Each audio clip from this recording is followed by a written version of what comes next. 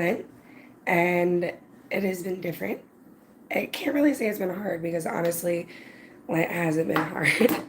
um, Me and the kids have been praying a lot, which is kind of like our normal, anyways.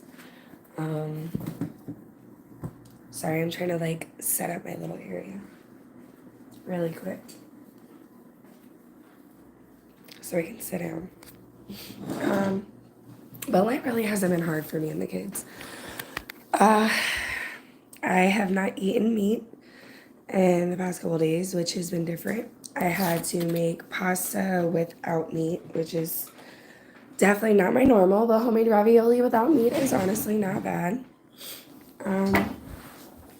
I don't know, this journey has been different. And before anybody says anything, I am not a preacher. I am not a perfect person. I am just a single mom on here compelled to share my Lent story and compelled to share what God's done in my life. And this is going to be completely unedited, unscripted, anxiety filled. Yeah, because a lot of you know me from my past. A lot of you guys know me from my TikTok. A lot of you guys know me in different views, and a lot of you guys know me in real life. But all still great people, still the same person. You guys just have different views of me, right? Or different ways that you found my content. So this is a little nerve wracking for me, as a matter of fact, because this is a new style of content for me. So you guys are gonna get it raw, and you guys are gonna get me fumbling and me playing with my hair and things like that. But yeah, again, I chose to do Lent because God has done so much in my life. As a matter of fact, like I know I've been off social media for the past 4 months, and that is because I had so much going on. And as an adult, I've had to learn that sometimes we go through things, and even though we may or may not be in the right, or may say we're in the wrong, everything doesn't deserve a reaction. And not only that, some of my reactions in the past have put me in jail. They've put me in court. They've caught me with charges. And I just felt like it was better to take a moment to myself and get myself back in pocket. And figured everybody would understand that I would definitely be back on this podcast again. Because I have talked about this podcast for 4 years. And I figured the best time to start would be back on Lent. Thank you guys for joining, by the way. Hi, Jason. Hi, I don't know who else joined, by the way. I'm so bad at this YouTube streaming. I'm very new at it. But I practice what I preach, right? So I said, everybody can't flip out about TikTok. Well, guess what? My TikTok is banned. So, gotta learn a new platform. But my Bible study, or my study Bible came in today, and I'm really, really excited about it. The kids have been reading their Bibles. Jaden has actually been telling his schoolmates how we are in Lent. What? Oh boy, bye. Anyways, first of all, I'm fasting right now, so we're both hungry, baby. We're both hungry. That sounded so terrible. I'm sorry, but I just know that that's not obviously like that's a troll comment. Um, but Lent has been hard because when people realize that you're trying to achieve a specific level of peace, people will try to come and disrupt it, right? So Lent has been easy for me in the fact that we've already been praying. I've already been committed to church. I've already been reading my Bible. I go to a college that is a Christian university. What has not been easy is I have a very good hairstyle. I thank you, I guess. But anyways, back to what I was saying. I don't even know what I was saying because now I just got distracted. Point is, Lent has not been easy for me because social media. I usually wake up, I grab my phone, I scroll through Facebook, I scroll through my messages, I message everybody back. I will go on Instagram. I used to go on TikTok, and I would just find myself mindlessly scrolling. So I have actually been not doing that for the past 2 days, and it made me realize one, how much more time I spend with my family, how much more focus I have in school, how much I don't know. I mean, I have a lot more time on my hands, but it's just spent differently, and I like that. Obviously, my diet changing is a little bit difficult, but the biggest thing that is really, really hard in Lent is when you're trying to lead a different lifestyle or do something differently. people are going to down you for it. People are going to be like, why are you doing that? They're going to be like, what is the purpose? Some people are going to be negative. Some people are going to be supportive. Some people are going to be like, oh, she's in a peaceful moment. Let me come bug her. So you're going to have people knock on your door that have nothing but bad intentions for you. You're going to have things pop up out the woodworks and you're going to be like, why is this happening?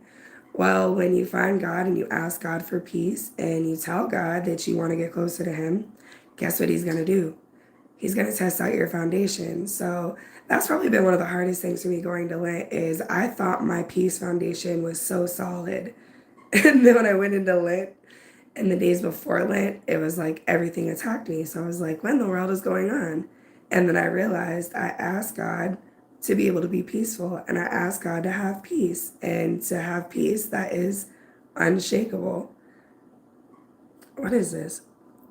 I'm just gonna, how do I like just block you? I don't even know how this works. Can somebody explain to me how to do that? Because this guy is, I don't know. I don't even know. It just, this is really just nonsense, and you're distracting me.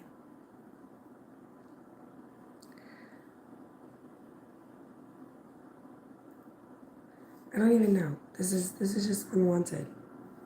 Okay, anyways, for the people that actually want to watch this. So Lent has been very interesting for me, and I'm really, really excited for it. The kids are really excited for it. As a matter of fact, the kids gave up YouTube and they've stayed off YouTube, which is phenomenal because they are 4 and 6. So for them to have commitment that other people don't is amazing. And I don't know, I'm just really, really happy about it. And I just figured I'd share how it's going with you guys. And so far, it's going amazing. I do plan on doing some Bible study on here and talking to you guys about stuff. So far, I have found it very, very interesting in the Bible how Lilith is not in the Bible, and Lilith was Adam's first wife. So I've been doing some research on that because I'm like, well, why is Lilith not in the Bible? Well, apparently she's part of the Judah mythology, but I feel like she's relevant because she was his first wife. And then upon further research, I also found out that Lilith tried to come back to the Garden of Eden and he found Eve there, right? And then upon reading my kids' children's Bible, which I found to be super, super interesting. Actually, let me go get it.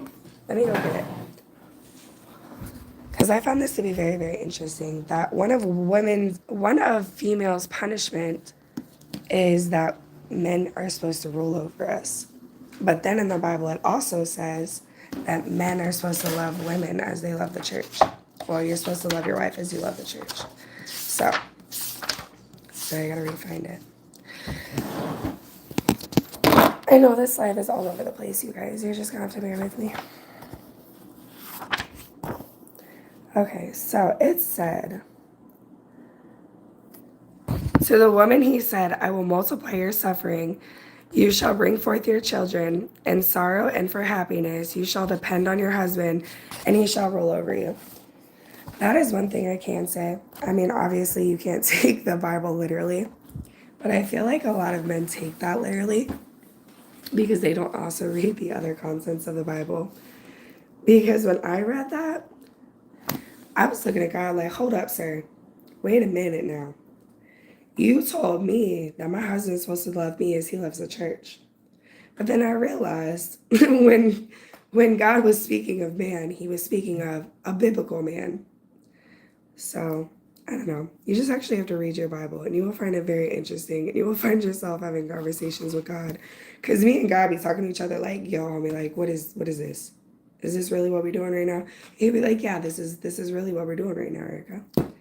Like, for example, this podcast is literally, I don't know, God just compels me to share my Lent story with you guys and share with you guys what I've read in the Bible and how I feel about it and different life changes. And shoot, maybe nobody's going to watch this. I don't know if they will. But if you guys do, I hope you enjoy it. Yeah, that's my little Lent update for right now. I'm probably going to jump on here later. And I hope you guys tune in and love you guys so big. What is this? No, I'm obviously not in your country.